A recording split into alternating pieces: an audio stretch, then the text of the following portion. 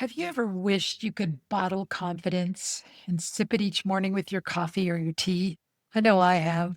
And while I can't offer you that magic potion, what I can share are simple daily rituals that have transformed my confidence and can transform yours too. Today, we're exploring confidence boosting rituals you can start right now to feel more empowered, grounded, and resilient.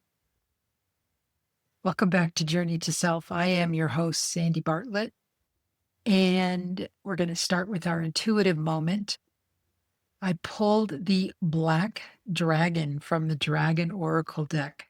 This card carries a powerful message, cocoons you so that your divine potential grows. Its guidance is clear. Now is a time to meditate, reflect, and undergo a metamorphosis. When I saw this card, it brought me back to a time in my life when everything felt like it was falling apart, but really, something deeper was preparing to emerge. Like the dragon in its cocoon, I wasn't stuck, I was becoming. Confidence doesn't always roar. Sometimes it whispers in quiet moments of stillness and surrender. It grows not in the doing, but in the being, in the pause, in the reflection. So today's invitation is this: let this be your cocoon moment. Let your rituals become the sacred space where your divine potential begins to stir. So, for a soul dive, let's talk about rituals. These aren't just routines, they are intentional acts that remind us of our worth and power. When I moved to where I live now, feeling unsettled, I created a morning ritual. Actually, I started this when I moved to Arizona when I retired. But I created a morning ritual, journaling while sipping my tea and setting an intention. It grounded me, gave me direction, and slowly confidence built. Confidence doesn't come from grand gestures. It grows through small, consistent actions, rituals that remind us who we are. Morning rituals can set the tone for your entire day.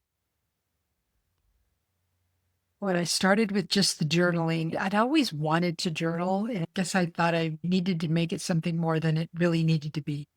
There was somebody that I'm acquainted with who was doing a 5-minute journaling challenge for the month of June. This was a few years back. And so I did it. And I did all 30 days and I kept going. And that's been, gosh, I think we're coming up on 3 years now. And I loved the whole 5-minute journaling notion. And I've expanded from there. So I have a whole routine that I do that takes me anywhere from an hour to 90 minutes every morning. Morning rituals can set that tone for your entire day. When I start with intention, whether through movement, reflection, or nourishment, I feel rooted in my power. These moments remind me who I am before the world tells me who to be. Midday, I will often pause and check in. Where is my energy? What am I doing right now that feels aligned?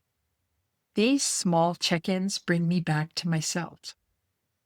And then in the evening, my evening rituals help me reflect, reset, and remind myself that I'm enough, no matter how the day unfolded.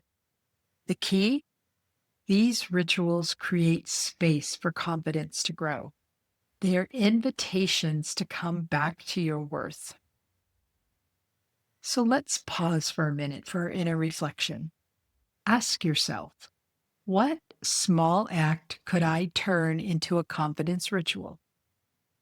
I'll share one. As a child, I was told I was big boned, and that story stuck. Years later, I created a mirror ritual, looking at myself and saying, "You are enough." It started awkwardly, but over time, that ritual helped me rewrite that story. What's your story? What ritual could help you change it? There's a myriad of ones you can do. I've had challenges where I've asked members of my group to look in the mirror and tell yourself, I love you, and continue to say it until you truly believe it. I've heard people talk about, I want to say it's Mel Robbins who does the high five thing where you high five yourself in the morning. And I don't know all the particulars, but there's a variety of things out there that you could do. For your whispers of wisdom, confidence comes not from always being right, but from not fearing to be wrong. And that comes from Peter McIntyre. Self permission to be imperfect is a ritual in itself. During my first Reiki training, I was terrified I wouldn't get it right. But showing up, trying, and being gentle with myself became a ritual of self acceptance, and my confidence grew. And I've talked about this on other episodes. It's that whole, well, I'll do it once I get confident. Well, you're not going to get confident if you don't do it. You have to practice to gain that confidence. For your empowerment action this week, explore what it would feel like to start your day with an intention. Just one small action that reminds you of your worth. Want more guidance? Inside my Journey to Self community, we explore rituals just like this and more. If you're ready to explore more confidence boosting rituals, I'd love to invite you to join us in my Journey to Self, the Awakening community. We dive deeper into these practices together with monthly sessions, intuitive tools, and support that meets you where you are. You'll find the link in the show notes. In closing, confidence isn't something you have or you don't have. It's something you build one ritual at a time. Start small, stay consistent, and trust that you're becoming the person you're meant to be. If this episode resonated with you, I hope you will share it with a friend.